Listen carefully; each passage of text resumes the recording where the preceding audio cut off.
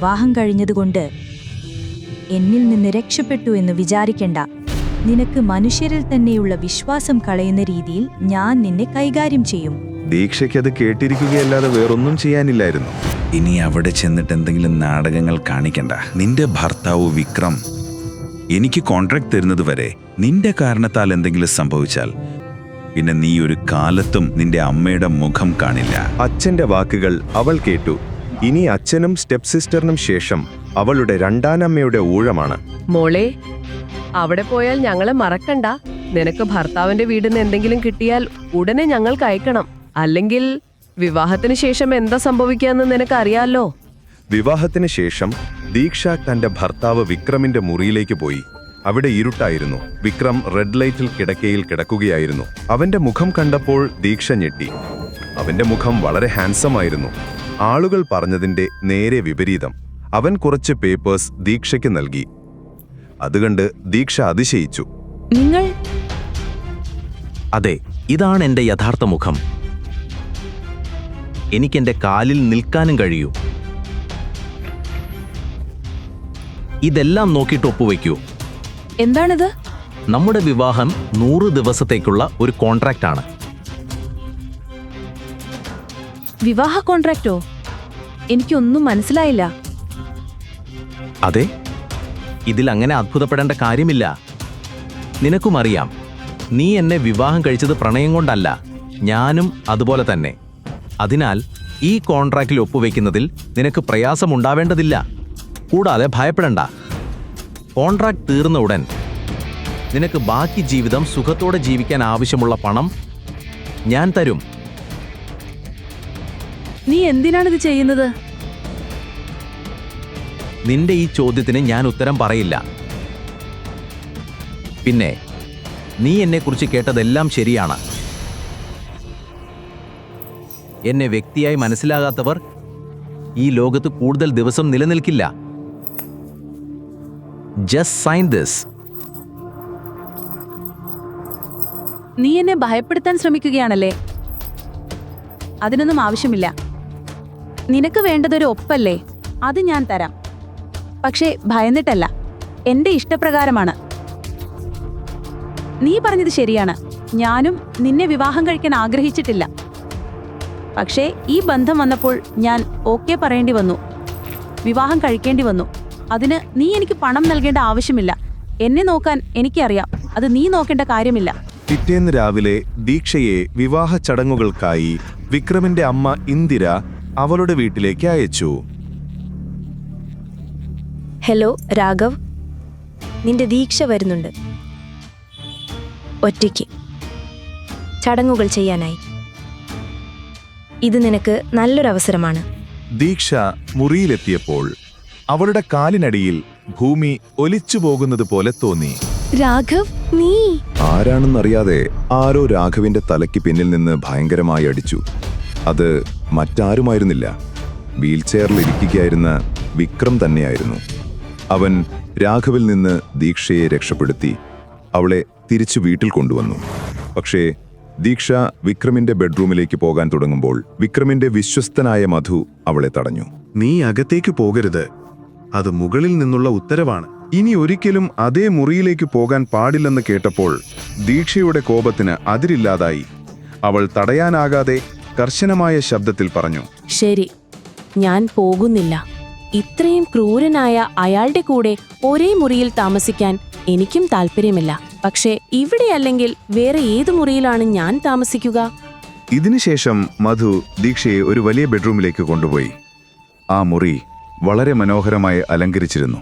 കൂടാതെ ദീക്ഷയുടെ മുഴുവൻ സാമഗ്രികളും അവിടെ വച്ചിരുന്നു. ദീക്ഷ തളർന്നിരുന്നതുകൊണ്ട് കുളിക്കാൻ തീരുമാനിച്ചു. അവൾ അത്താഴത്തിനായി എത്തിയപ്പോഴേക്കും വിക്രം തന്റെ ഭക്ഷണം കഴിച്ചു കഴിഞ്ഞിരുന്നു. അതേസമയം ദീക്ഷയുടെ ഫോൺ റിംഗ് ചെയ്തു. ഹലോ, നാളെ ലഞ്ച് എന്റെ വകയാക്കാം.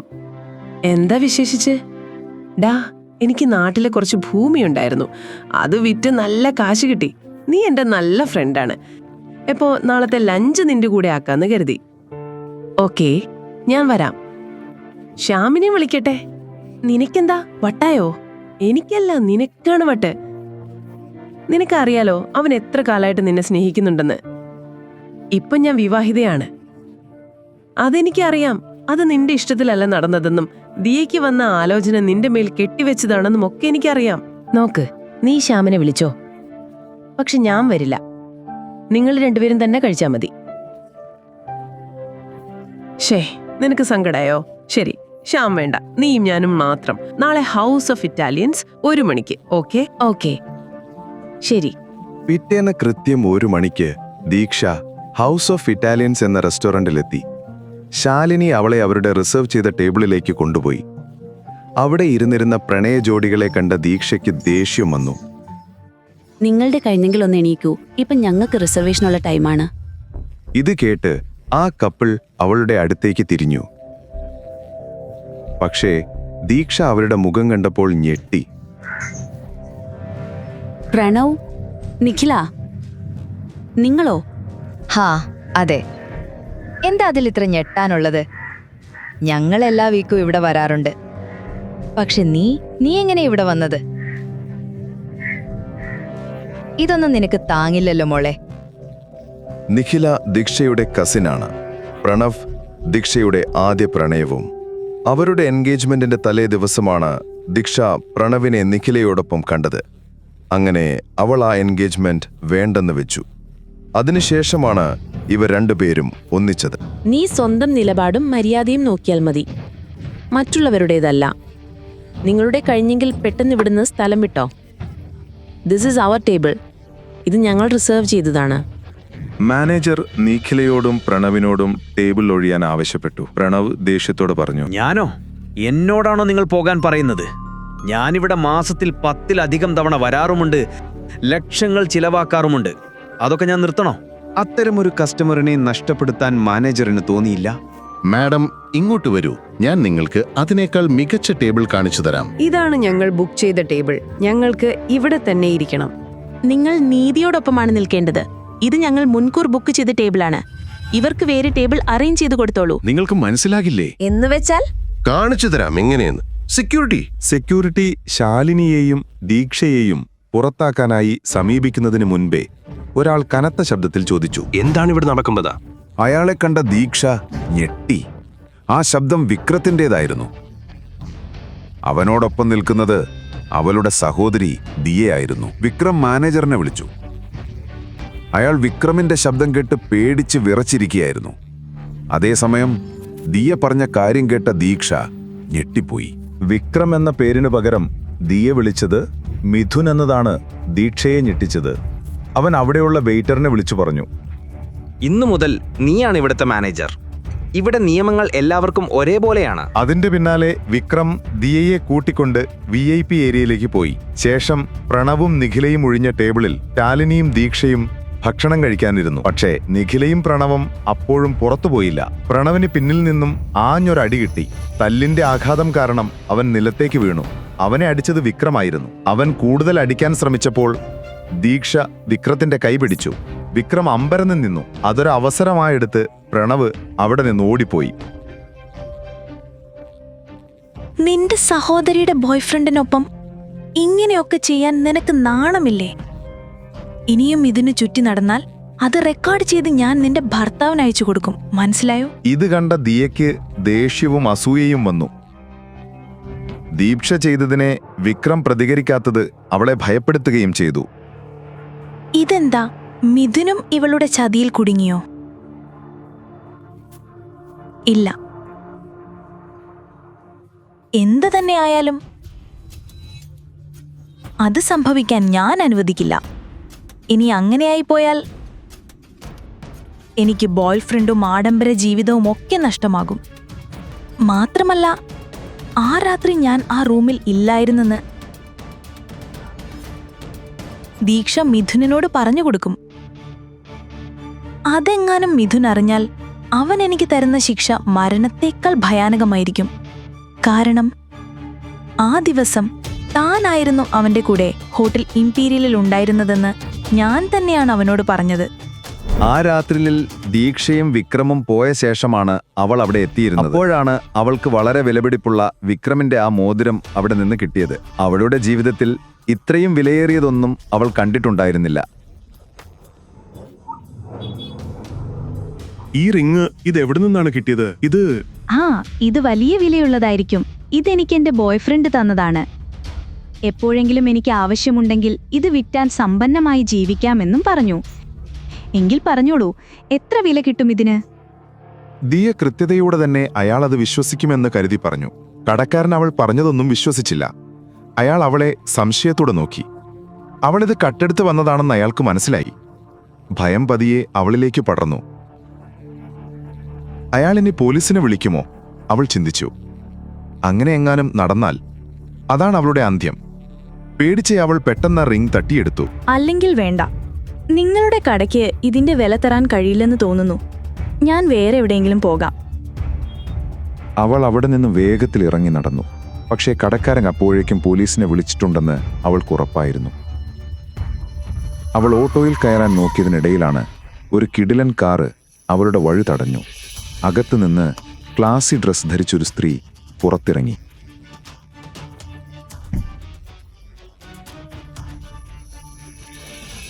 ഹായ് മിസ്, ഞാൻ ഷനായ. നിങ്ങൾ വിൽക്കാൻ ശ്രമിച്ച ഈ റിംഗ് എവിടെ നിന്നാണ് കിട്ടിയത്? ദിയയുടെ ഹൃദയമിടിപ്പ് ഇരട്ടിയായി. ഈ റിംഗ് വലിയൊരു അപകടത്തിലേക്കാണ് അവളെ എത്തിക്കുന്നതെന്ന് അവൾക്ക് മനസ്സിലായി. സോറി, ഈ റിംഗ് ഞാൻ മോഷ്ടിച്ചതല്ല. ഞാൻ ആ രാത്രി ഹോട്ടൽ ഇംപീരിയൽ ഒരു റൂമിൽ കണ്ടപ്പോൾ എടുത്തതാണ്. നിങ്ങൾക്ക് വേണമെങ്കിൽ ഇത് ഞാൻ തരാം, പക്ഷേ ദയവായി എന്നെ ദ്രോഹിക്കരുത്. ആ റിംഗ് ദിയ മോഷ്ടിച്ചതല്ലേ? ആ രാത്രിയിൽ ഹോട്ടൽ ഇംപീരിയലിൽ സംഭവിച്ചത് എന്തായിരുന്നു? ദീക്ഷ റൂമിലെത്തിയത് എങ്ങനെ? ഈ റിംഗിന്റെ പിന്നിലെ രഹസ്യം എന്താണ്?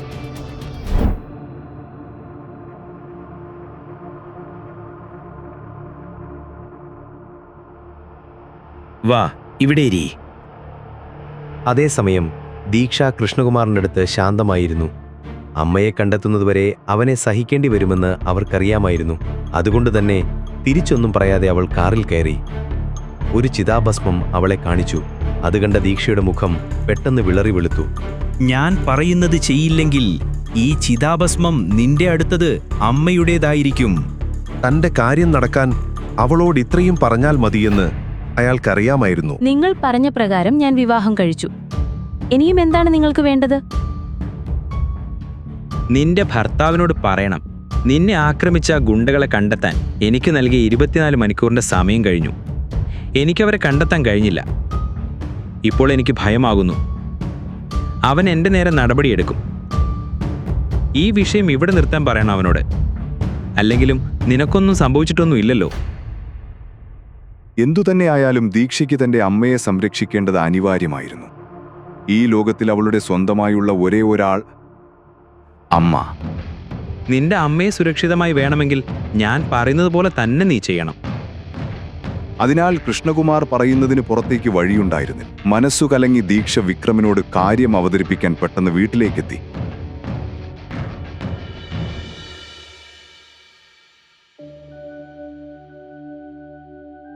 എന്നാൽ അവിടുത്തെ ജോലിക്കാർ അവൻ വീട്ടിലേക്ക് എത്തിയിട്ടില്ലെന്ന് അവളോട് പറഞ്ഞു.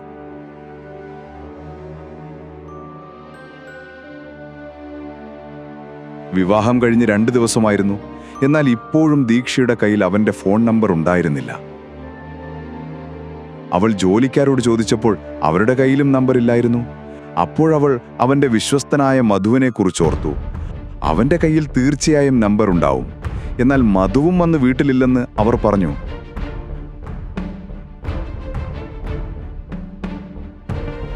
അവസാന മാർഗമായി അവൾ തന്റെ സഹോദരി ദിയയെ വിളിച്ചു. ദിയ, മിഥുൻ നിന്റെ കൂടെയുണ്ടോ? ഇത്രയെല്ലാം കഴിഞ്ഞിട്ടും ഇപ്പോഴും മിഥുനെ അന്വേഷിച്ച് വിളിക്കാൻ നിനക്ക് നാണമില്ലേ? അവൾ അത് പറഞ്ഞതും മിഥുൻ ഫോൺ വാങ്ങി. ദിയ, എനിക്ക്... എന്നാൽ ഫോണിന്റെ മറുവശത്ത് അവളുടെ ഭർത്താവ് വിക്രമിന്റെ ശബ്ദം കേട്ട് അവൾ ഒരു നിമിഷം സ്തംഭിച്ചു. എന്താണ് വേണ്ടത്? അവളുടെ ജീവിതത്തിൽ ആദ്യമായാണ് അവന്റെ ശബ്ദം അവൾ ഫോണിൽ കേൾക്കുന്നത്. എന്തോ ആ ശബ്ദം അവളെ ആകർഷിച്ചു പോയി. അത്യാവശ്യമായൊരു വിഷയം എനിക്ക് നിന്നോട് സംസാരിക്കാനുണ്ടായിരുന്നു. ഞാനിപ്പോൾ ബിസിയാണോ? വീട്ടിലേക്കെത്തുമ്പോൾ പറയാം. മിഥുൻ പറഞ്ഞത് കേട്ട ശേഷം ദീക്ഷ ഒരു വാക്കുപോലും പറയാതെ അവൾ ഫോൺ വെച്ചു. മിഥുനെ എങ്ങനെ അത് സമ്മതിപ്പിക്കുമെന്നവൾ ചിന്തിച്ചു. അപ്പോൾ അവൾക്കൊരു ഐഡിയ തോന്നി. അവൻ ഏറ്റവും ഇഷ്ടപ്പെട്ട ഭക്ഷണമുണ്ടാക്കാൻ അവൾ തീരുമാനിച്ചു. ആ വഴി കാര്യങ്ങൾ പറഞ്ഞേക്കാമെന്നും അവൾ കരുതി. അവൾ അവനിഷ്ടമുള്ള വിഭവങ്ങളെല്ലാം തയ്യാറാക്കി. എല്ലാം അലങ്കാരത്തോടെ സെറ്റ് ചെയ്തു.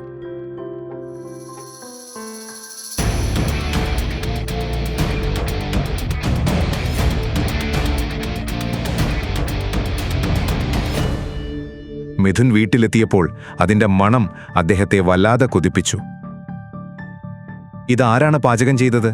ജോലിക്കാരെല്ലാരും മൗനമായി ദീക്ഷയിലേക്ക് വിരൽ ചൂണ്ടി. മിഥുൻ ഒന്നും പറഞ്ഞില്ല.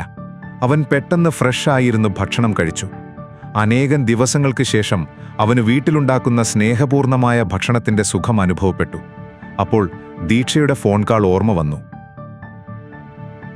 എന്തായിരുന്നു എന്നെ കിട്ടാൻ വേണ്ടി നീ നിന്റെ സഹോദരിയുടെ ഫോണിലേക്ക് വിളിച്ച ആ ഇമ്പോർട്ടന്റ് കാര്യം? എനിക്കൊരു അഭ്യർത്ഥനയുണ്ട്. എന്നെ ആക്രമിച്ച ആളുകളെ കണ്ടുപിടിക്കാൻ എന്റെ അച്ഛനെ ഏൽപ്പിച്ചില്ലേ, അതിനി നിർത്തണം. ഞാനിപ്പോൾ സേഫാണ്. ഇനി ആ അന്വേഷണം കൊണ്ട് എന്റെ അച്ഛനൊരു ബുദ്ധിമുട്ടുണ്ടാവരുത്. 24 മണിക്കൂർ കഴിഞ്ഞു. വൈകിപ്പോയി. ഇനി ഒന്നും ചെയ്യാൻ കഴിയില്ല. മധു ഇപ്പോൾ തന്നെ നിന്റെ അച്ഛൻ്റെ അടുത്തേക്ക് പോയി കഴിഞ്ഞു. ഞാൻ സമ്മതിക്കുമെന്ന് കരുതി ഇങ്ങനെ പാചകം ചെയ്യേണ്ട കാര്യമില്ല. എന്റെ തീരുമാനം ഞാൻ മാറ്റില്ല. എത്ര ശ്രമിച്ചാലും അവന്റെ തീരുമാനം മാറ്റാൻ കഴിയില്ലെന്ന് വിക്രമിന്റെ സംസാരത്തിൽ നിന്നും അവൾക്ക് മനസ്സിലായി. സോറി അമ്മ, ഞാൻ എല്ലാം ചെയ്തിട്ടും എനിക്ക് അമ്മയെ സംരക്ഷിക്കാൻ കഴിഞ്ഞില്ല.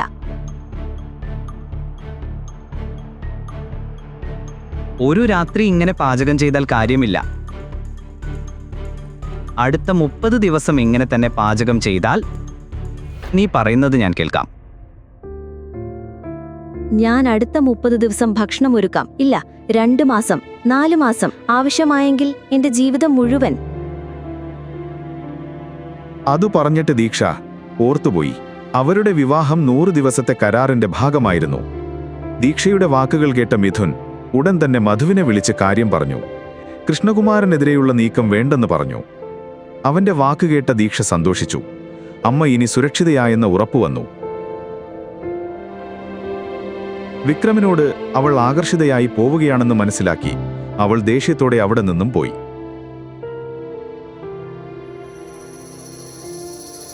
എത്ര തവണ പറഞ്ഞാലും നീ എന്തിനാണ് എന്നെ ഇങ്ങനെ വിളിച്ചുകൊണ്ടിരിക്കുന്നത്? ഞാൻ നിന്നെ മിസ് ചെയ്യുന്നു.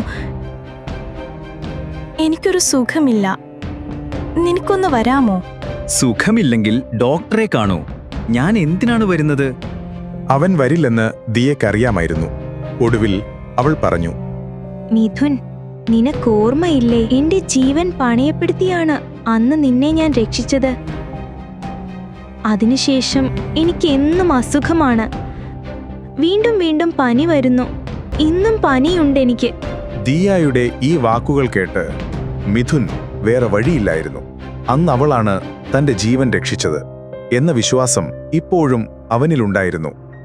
അവൻ പോകാൻ തീരുമാനിച്ചു. എവിടെയാണ് വരേണ്ടതെന്ന് അവൻ അവളോട് ചോദിച്ചു. ഹോട്ടൽ പേളിൽ റൂം 501 വരാൻ അവൾ പറഞ്ഞു. Hello, doctor Mohit. ദീക്ഷ, നമുക്ക് പെട്ടെന്നൊന്ന് ഹോട്ടൽ പേളിലേക്ക് പോകേണ്ടി വരും. നമ്മുടെ സ്ഥിരം രോഗിയായ വർമ്മ സാർ അവിടെയുണ്ട്. ഗുരുതരമായ നിലയിലാണ്. ആക്യുപങ്ക്ചർ ഇഞ്ചക്ഷൻ കൊടുക്കാൻ നീ അല്ലാതെ മറ്റാരുമില്ല. അതുകൊണ്ട് നീയും എന്നോടൊപ്പം വരണം. ശരി ഡോക്ടർ മോഹിത്, ഞാൻ ഉടൻ തന്നെ അവിടെ എത്താം. ദീക്ഷ തന്റെ ജോലിയിൽ അത്യന്തം സമർപ്പിതയായ വ്യക്തിയായിരുന്നു. ആരുടെ സഹായവും സ്വീകരിക്കാൻ അവൾ ഇഷ്ടപ്പെടാറില്ല. ഈ ജോലി മാത്രമാണ് അവളുടെ ജീവിതമാർഗം. അതേസമയം അവളുടെ ഭർത്താവ് വിക്രമും ദിയയും ആ ഹോട്ടലിൽ തന്നെ ഉണ്ടെന്ന് അവൾക്കറിയില്ലായിരുന്നു. ദീക്ഷ അതുല്യമായ കഴിവുള്ള ഒരു തെറാപ്പിസ്റ്റ് ആയിരുന്നു. ഇഞ്ചക്ഷൻ നൽകിയപ്പോൾ അയാളുടെ അവസ്ഥ മെച്ചപ്പെട്ടിരുന്നു. പക്ഷേ അടുത്തെന്താണ് സംഭവിക്കാനിരിക്കുന്നതെന്ന് അവൾക്കറിയില്ലായിരുന്നു. അപ്പോൾ തന്നെ മിഥുൻ അവളെ ഡോക്ടർ മോഹിത്തിനൊപ്പം കണ്ടു. നീ ഇവിടെ, അതും ഇത്ര വൈകിട്ട്, ഇയാളുടെ കൂടെ എന്താണ് ചെയ്യുന്നത്?